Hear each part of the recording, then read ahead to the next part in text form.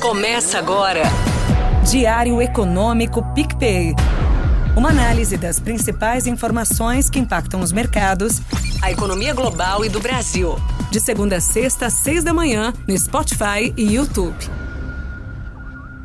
Fala pessoal, bom dia. Meu nome é Igor Cadillac, economista aqui do PicPay, e sejam bem-vindos ao seu Diário Econômico. Hoje é quinta-feira, dia 15 de agosto de 2024. Os principais números do CPI, o índice de preços ao consumidor, ficaram em linha com as expectativas em julho. Após ter recuado 0,1%, 3 das 8 categorias seguiram em deflação, mas o headline voltou a subir, aumentando 0,2%. O núcleo também teve esse mesmo número, em linha com o esperado. No entanto, é importante destacar que quando olhamos esses números com 2 dígitos, esse 0,2 está muito mais próximo de 0,15 do que de 0,25. Já em 12 meses, essas taxas apresentaram mais uma melhora na ponta, indo para 2,9% e 3,2% respectivamente. Qualitativamente, a composição se mostrou boa. Quando analisamos a média anualizada de 3 meses, o núcleo está rodando próximo dos 1,5%, e mais especificamente serviços próximos de 0,5%. Esses números poderiam ser ainda melhores se não fossem os preços dos aluguéis, que têm se mostrado bastante voláteis. Ou seja, as séries de inflação subjacente do CPI ainda estão superando a meta de 2%, mas têm diminuído. Ao usar a forte correlação entre essas séries e o PCI, que é a principal medida de inflação do Fed, as previsões sugerem que algumas medidas de inflação subjacente do PCI têm se aproximado de 2,5%, mas não todas. Dessa forma, é difícil dizer se esse progresso inflacionário é suficiente para agradar o Fed e justificar um corte de 50 pontos base. No entanto, não podemos esquecer que, atualmente, esse ritmo de cortes está bem mais relacionado à desaceleração do mercado de trabalho e dos gastos das famílias do que com a inflação. Só para lembrar, temos mais um payroll, que é o grande protagonista dessa decisão, o relatório de emprego, mas também temos outro CPI até a próxima reunião de setembro. Vamos ver. Juntando tudo isso, no fim do dia, os mercados acabaram aumentando a chance de um corte de 25 pontos base, que agora passou a ser o cenário mais provável. Os treasuries de curto prazo subiram, mas os de longo prazo caíram. Já as bolsas e o dólar tiveram sinais menos claros, ficando praticamente estáveis. No Brasil, o grande destaque foi em Brasília. Por 70 votos a 2, o Senado aprovou o projeto de renegociação das dívidas dos estados com a União.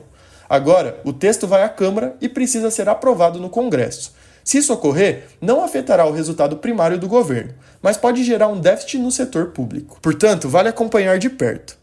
Já a análise e votação do texto do PL de desoneração da folha acabaram ficando para hoje, mas tivemos algumas pistas. O senador Jacques Wagner disse que a conta a se compensar é de 25 bilhões, bem mais do que o valor que tem circulado. Segundo ele, para alcançar isso, nem tudo vai agradar, citando a ideia de aumentar a tributação do juros sobre capital próprio como exemplo, mas que de qualquer forma, a soma das medidas vai chegar nesse valor. O pente fino do INSS e programas sociais aparentemente já foram incluídos. Indo agora para a reforma tributária, o ministro da Fazenda, Fernando Haddad, afirmou que encaminhará um pedido ao Senado para a retirada da urgência dos PLs complementares, mas garantiu que não haverá prejuízos ao calendário de votação.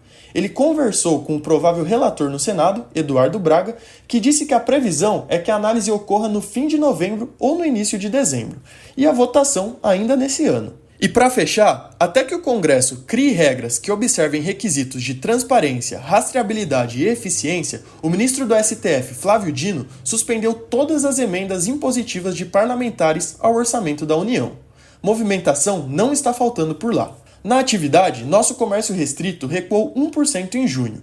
Já o ampliado, que inclui veículos e construção, avançou 0,4%. Ambos os números vieram mais fracos que o esperado. De toda forma, o varejo é um setor que vinha de 5 altas seguidas e estava no recorde da série histórica.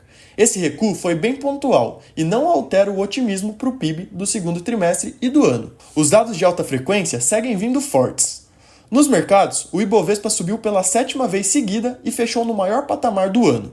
No entanto, o real acabou perdendo a sequência de valorização contra o dólar. Inclusive, ontem, nossa moeda ficou entre as piores entre os emergentes. Mas calma, no acumulado de agosto, nosso desempenho é o melhor. O que vimos ontem foi só um ajuste dos sinais duros do Banco Central. Ainda assim, fechamos em 5,47. E para encerrar, os DIs fecharam bem próximos da estabilidade. Para hoje, a agenda é bem tranquila. Saem alguns dados de atividade nos Estados Unidos, mas o principal foco segue em Brasília.